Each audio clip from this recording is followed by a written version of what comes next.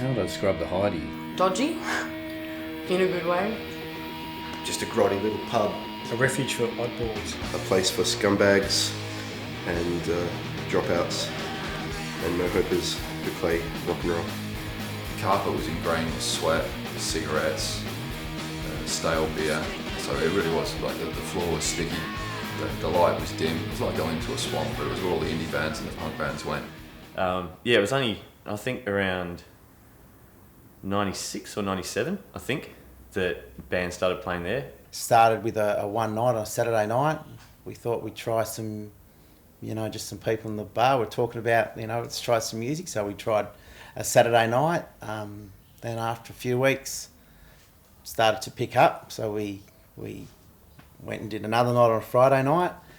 And then, different things from there sort of sprung up. And before we knew it, we were doing 7 nights a week. And that went on for years. They used to say that it was the ultimate test of whether your band was any good if you could pull off the Hydey. You could literally reach out and touch the person right in front of you. Sometimes that meant someone disrupting a band while they're playing, other times it meant bands dancing with whatever crazy drunk people were on the floor. The Hydey allows you to do things that no other place did. I agree.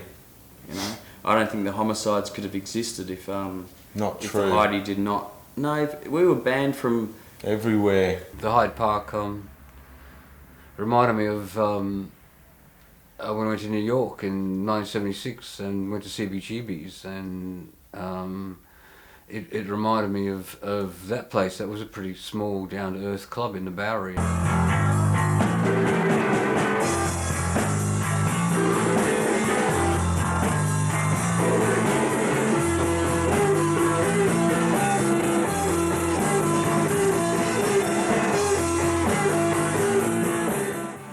Pretty good when you wore the 2 jackets that time. 2? I wore like an 18 or something. Well, I was trying to set it up. Oh, right. Sorry. Jesus. Favourite night was when we were playing the pool room for a double stage or something. We were playing the pool room, and after about one song, the crowd pulled all the lights out of the ceiling and so forth. And so it was pitch black. You wore the 2 jackets.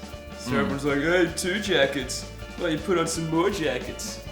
I believe you wore 17, 18 jackets. I think it was 18, perhaps. Bugsy and Johnny jump off not the stage, but off the floor and start punching people in the crowd. And people in the crowd started punching us, and it ended up in an all-in brawl in the dark. But then we wrapped you up in dunny paper as yes, well. That's right. And you became the Hyde Park Mummy. Yeah.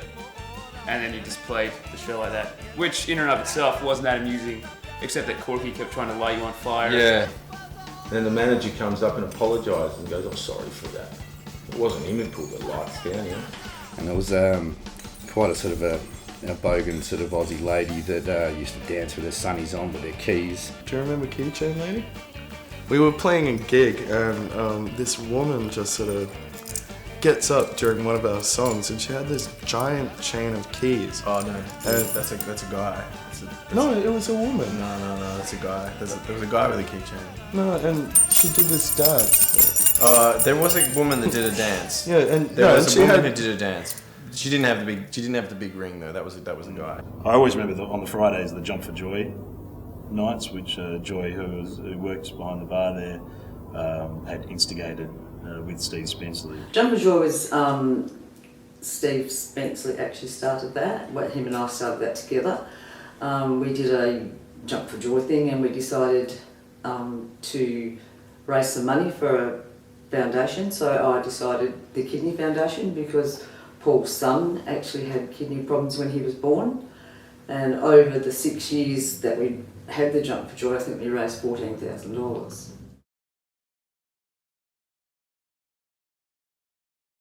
It was a big venue and it took a lot of, money to turn on every day. I suppose that was a bit of an issue, but we got an offer from one of the big chains, and if it wasn't us, it was going to be somewhere in the area.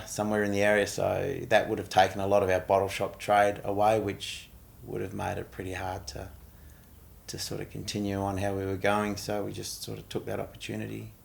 The thing that was significant about Paul Higgins running the pub was that it was a community family atmosphere, which sounds like it's a contradiction when we're talking about, you know, people with mohawks throwing themselves around and floors littered with glass and phone books ripped to shreds. It sounds like it was, you know, a violent hellhole, but it actually wasn't. It was a pretty supportive atmosphere.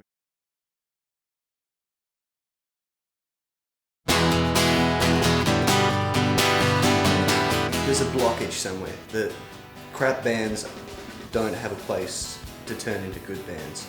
The venues that only take good bands can't have them, and there's nowhere for them to really develop. The Hyde Park was like a home of the independent music scene in Perth. The true rock and roll scene. I feel really sorry for the whole bunch of kids growing up now who aren't going to have a place like that that's kind of dirty and raw. While the Hydey's down, you know, there's still heaps of bands out there playing and doing their thing, and we all have that bit of hope that we'll be able to come back. I'm a drummer in a rock and roll band, I dig it.